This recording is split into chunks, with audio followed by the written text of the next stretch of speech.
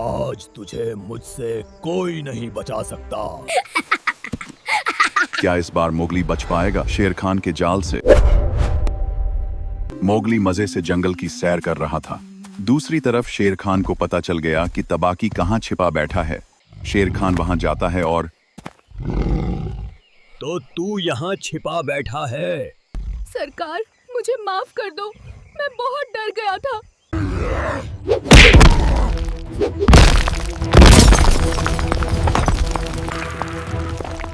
हाय दैया, मार डाला रे। तुझे क्या लगा इतनी आसानी से पागल बन जाऊंगा? नहीं सरकार, बस एक मौका और दे दो। ठीक है, लेकिन इस बार कोई बेवकूफी मत करना। शेर खान ने तबाकी को एक मौका और दे दिया और फिर तबाकी निकल पड़ता है अपने काम को अंजाम देने। इधर मोगली अरे ये किसकी आवाज है? मोगली उस आवाज की तरफ जाता है और देखता है कि एक चिड़िया घायल हालत में बैठी हुई है। मोगली उसे उठाता है और क्या हुआ तुम्हें? तुम्हारा नाम क्या है? मेरा नाम डेजी है और मुझे चोट लग गई है। रुको, मैं अभी कुछ करता हूँ। फिर मोगली ने जड़ी बूटी वाले पौधों से कुछ पत्तियां तोड़ी, उन्हें अपने हाथों से घिसकर उनका पेस्ट बनाया और डेजी की चोट पर लगा देता है और इससे डेजी को बहुत रिलीफ मिलता है। और फिर वो दोनों मौसम के आनंद लेते हुए जाने लगते हैं। मोगली नदी किनारे बैठा डेजी के साथ मस्ती कर रहा है और तबाकी उसे वहां अकेला बैठा देख लेता है। ओह, तो ये लफड़ गंजू यहाँ बैठा है। और फिर जल्दी से जाकर सरकार को बता दूं, फिर तो मजे ही मजे होंगे। तबाकी शेर खान के पास पहुंचता है और सरकार, वो लड़का मिल गया और आज तो अकेला ही है। क्या? कहाँ है वो? नदी किनारे बैठा है और आज तो उसके साथ वो दोनों फिसड्डी भी नहीं हैं। फिर तबाकी शेर खान को लेकर मोगली के पास जाने लगता है। शेर खान और तबाकी मोगली के पास पहुंच जाते हैं और आज तो मेरे हत्थे चढ़ ही गया। देखो, देखो, मैंने तुम्हारा क्या बिगाड़ा है?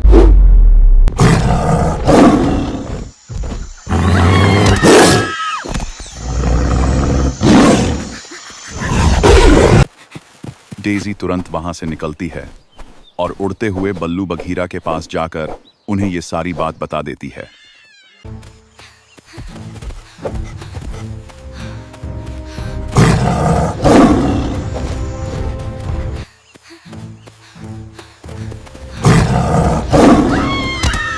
फिर बल्लू बघीरा जल्दी से उस जगह के लिए निकलते हैं, लेकिन तब तक अब कहाँ जाएगा?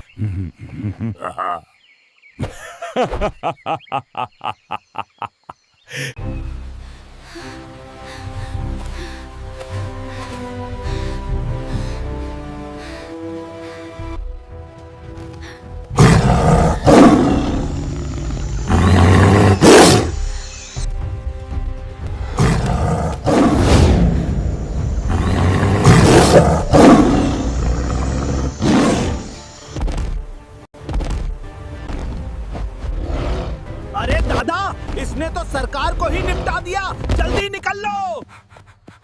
इस सब के बाद बल्लू बघीरा मोगली के पास पहुंचते हैं और तुम ठीक तो हो ना? हाँ, मैं बिल्कुल ठीक हूँ। अगले दिन आज मैं तुम्हें जंगल की औषधियों के बारे में जानकारी दूंगा, तो इसे बहुत अच्छे से समझना, क्योंकि आगे चलकर ये तुम्हें बहुत काम आएंगी। इन काले पत्तों के काढ़े से शरीर हमेशा तंदुरुस्त रहता है और किसी भी तरह की सुस्ती नहीं आती। और इन लाल पत्तों के पेस्ट से किसी भी तरह के घाव में राहत मिलती मोगली है। बल्लू को उल्लू बनाकर वहां से निकल जाता है और अपने भेड़िया दोस्तों के साथ जाकर मस्ती करने लगता है। उधर शेर खान खाई में गिरने के बाद भी बच निकला। ये तूने अच्छा नहीं किया लड़के, मैं बदला लूंगा।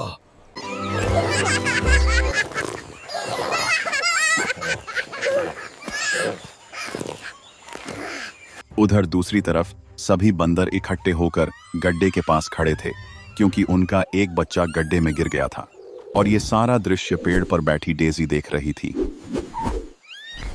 फिर डेजी वहां से निकलती है और मोगली के पास जाकर उसे सारी कहानी सुनाती है, और ये सुनकर मोगली भी उस जगह की तरफ जाता है और बंदरों के पास पहुंचकर प्लीज तुम कुछ करो और मेरे बच्चे को इस गड्ढे में से निकालो। रुको, मैं कुछ करता हूँ। फिर मोगली दौड़ते हुए बहुत सारे बांस के पेड़ों के इलाके में जाता है और एक एक करके बहुत सारे बांस के डंडे तोड़ता है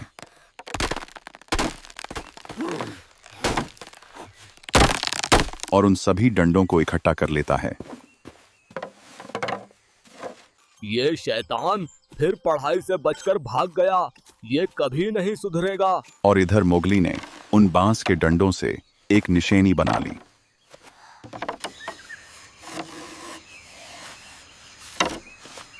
और फिर उसे लेकर उन बंदरों के पास जाने लगा।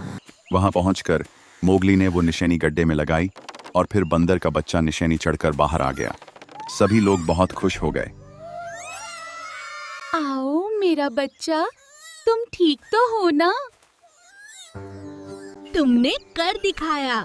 नहीं डेजी, मैंने अकेले ने नहीं, हमने मिलकर कर दिखाया।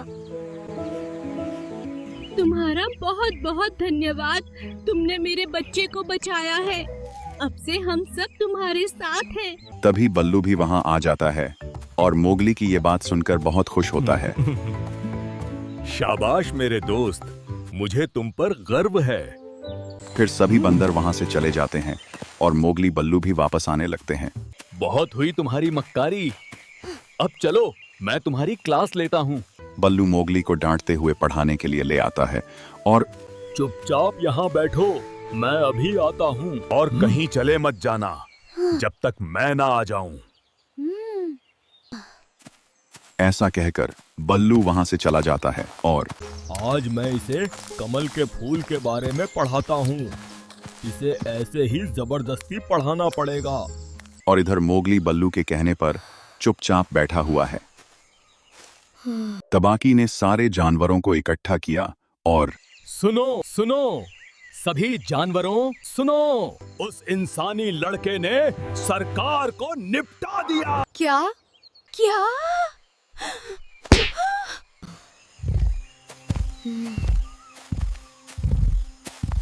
क्या हुआ भाई, उदास लग रहे हो? हाँ? अरे कुछ नहीं यार, वही घिसी पिटी पढ़ाई करनी पड़ेगी। ऐसा मत कहो बल्लू, ये सब तुम्हारे भले के लिए ही तो कर रहा है ना? हाँ, शेर खान मर चुका है, इसलिए अब इस जंगल का राजा मैं हूँ।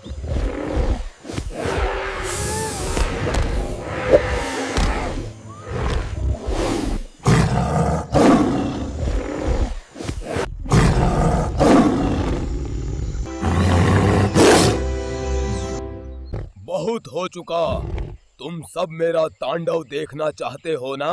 तो देखो अब मैं क्या करता हूँ।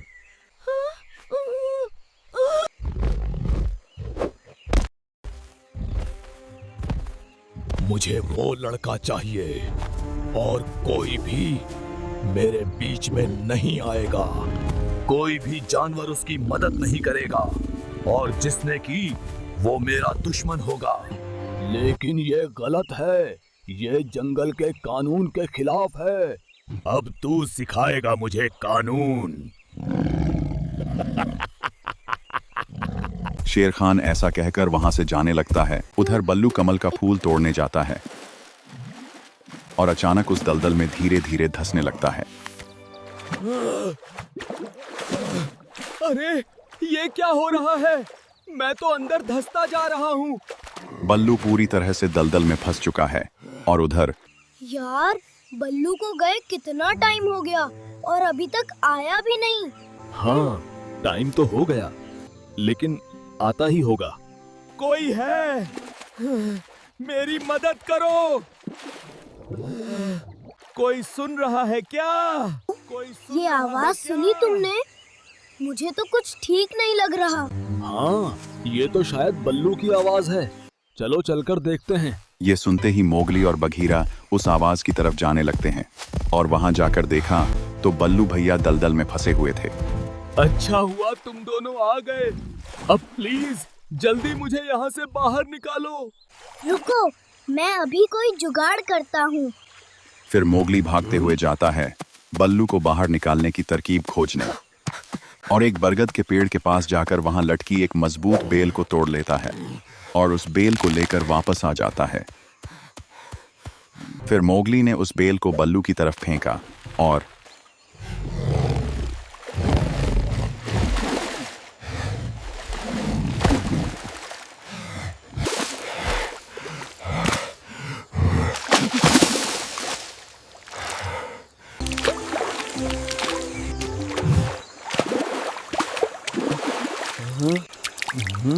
सरकार, आपको ठीक देखकर मैं बहुत खुश हूँ। भौंक यहाँ क्यों आया है? सरकार, हम उस लड़के को कैसे पकड़ेंगे? चल मेरे साथ, दिखाता हूँ। शेर खान तबाकी को लेकर एक ऐसी जगह के लिए निकल जाता है जहां जाने की किसी की हिम्मत नहीं होती सिवाय शेर खान के। अगर तुम सही टाइम पर नहीं आते तो पता नहीं मेरा क्या होता। जब मैं हूँ साथ तो डरने की क्या बात। फिर मोगली, बल्लू और बघीरा तीनों वहां से जाने लगते हैं और एक नदी किनारे पहुंचकर अब मैं नहा लेता हूँ। आओ तुम भी साथ में मस्ती करेंगे। फिर बल्लू और मोगली मस्ती करते हुए नदी में नहाने लगते हैं। थैंक यू मेरे भाई, तुमने आज मुझे बचा ही लिया। दोस्ती में no sorry no thank you. और वैसे भी ये तो मेरा फर्ज था। वो दोनों एक घने काले अंधेरे जंगल में पहुंच जाते हैं जहां राज चलता है सिर्फ मीनू का। हम यहाँ क्यों आए हैं? मुझे तो बहुत डर लग रहा है। चुपचाप चलते रह गीदड़। कैसे आना हुआ मालिक? आपने क्यों कष्ट किया? मुझे ही बुलवा लिया होता। मुझे वो पिद्दी चाहिए, किसी भी कीमत पर।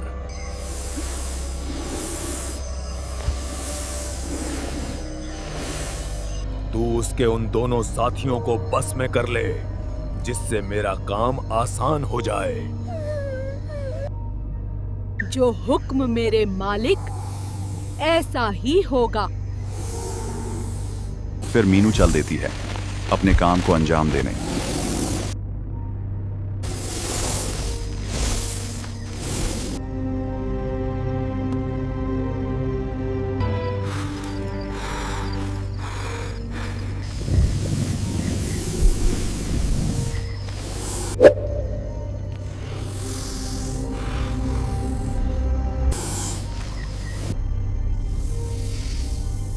जब शिकार को पता ही न हो कि वो देखा जा रहा है, तब जंग जीती जा चुकी होती है।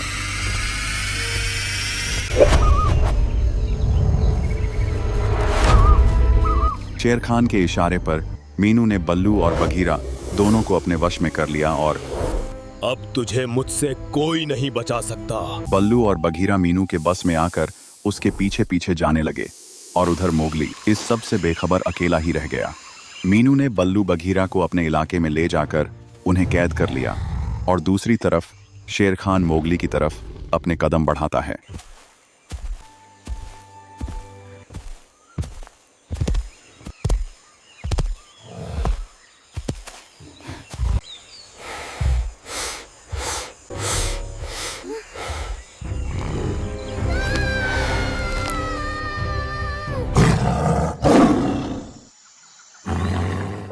रुको, तुम ये नहीं कर सकते, ये सही नहीं है। तू मेरे बीच में मत आ, भेड़िए।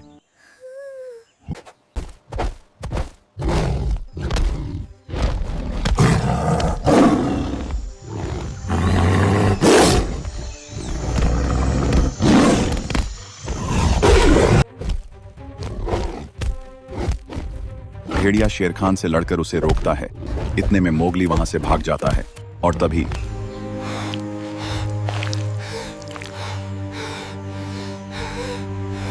फिर शेर खान मोगली का पीछा करने लगता है।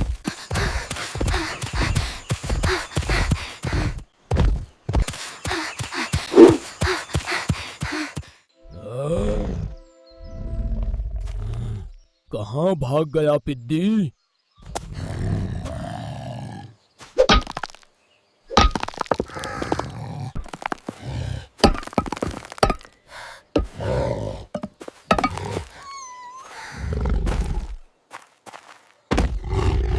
तूने उस पिद्दी को यहाँ से जाते देखा है क्या?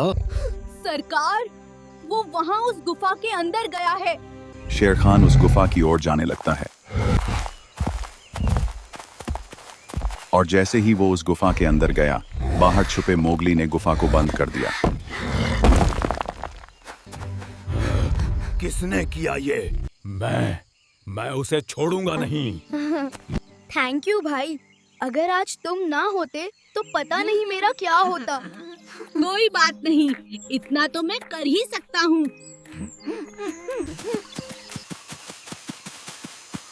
लेकिन ये दोनों कहाँ चले गए यार, मुझे अकेला छोड़कर? मैंने उन्हें उस मीनू के साथ जाते देखा था। क्या? कौन मीनू? आओ मेरे साथ, बताता हूँ। फिर मोगली और बनी खरगोश दोनों उस घने जंगल की ओर जाने लगते हैं जहां बल्लू बघीरा मीनू के वश में हैं। अब क्या मोगली अपने साथियों को बचा पाएगा या फिर